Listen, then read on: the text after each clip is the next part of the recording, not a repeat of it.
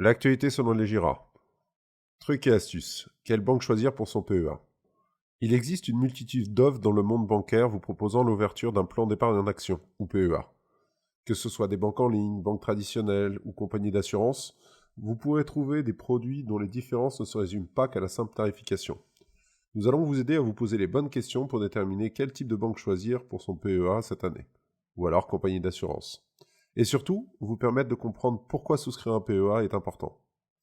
Avant d'investir dans un placement financier, il est toujours bon de vous poser quelques questions dans l'ordre suivant. Quels sont mes objectifs? Quelles sont mes connaissances sur le sujet? De quel degré d'autonomie ai-je besoin? Quels sont les supports financiers à ma disposition? Quels sont les services et options financières proposés? Quelle est la tarification applicable? Quelle est aussi la fiscalité? Pourquoi détenir ou souscrire un PEA? Le plan d'épargne en action ou PEA, comme son nom l'indique, est un investissement boursier. Il a été créé par le gouvernement en 1992 dans le but de favoriser l'investissement en actions des épargnants français, qui est extrêmement faible contrairement à d'autres pays.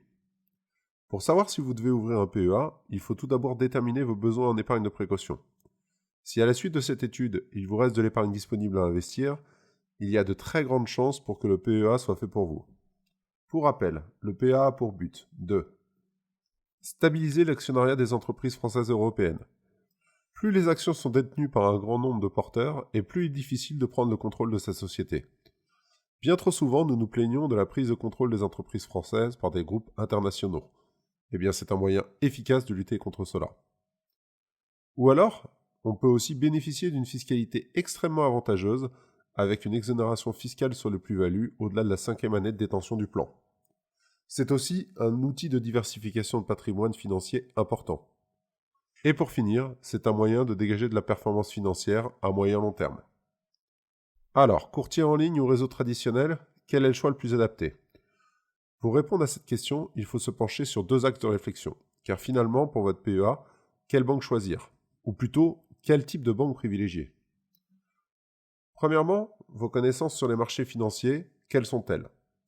Si vous n'avez pas de connaissances poussées dans le domaine de l'économie, nous ne pouvons que vous conseiller de faire appel à un spécialiste afin de vous accompagner dans la gestion de ce type de placement. L'investissement en bourse est un métier. Comme le souligne fort justement l'autorité des marchés financiers via une note à l'attention des épargnants, il est quasi impossible de partir de zéro et de devenir un trader millionnaire contrairement à ce que certaines publicités peuvent laisser espérer. Il faut arrêter sur ce sujet de croire au miracle. On peut aussi être tenté de regarder le passé pour prédire l'avenir. Il faut toujours avoir en tête qu'en bourse, les performances passées ne préjugent pas des performances futures. Les champions d'un moment ne sont pas forcément les champions de demain. Afin de bien investir, il faut connaître les entreprises sélectionnées.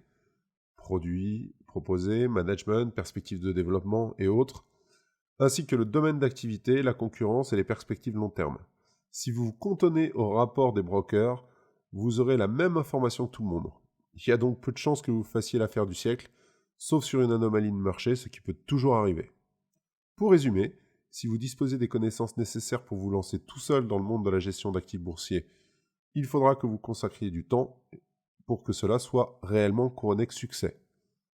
Il vaut mieux que cela soit pour vous un véritable hobby, sinon cela pourrait rapidement tourner au cauchemar. Mais quelle est votre vision de l'investissement boursier? Il y a deux visions majeures quand on parle d'investissement boursier. La première est une vision patrimoniale. Elle s'inscrit dans une stratégie de diversification des investissements afin d'obtenir la meilleure rentabilité possible par rapport à un horizon de placement long.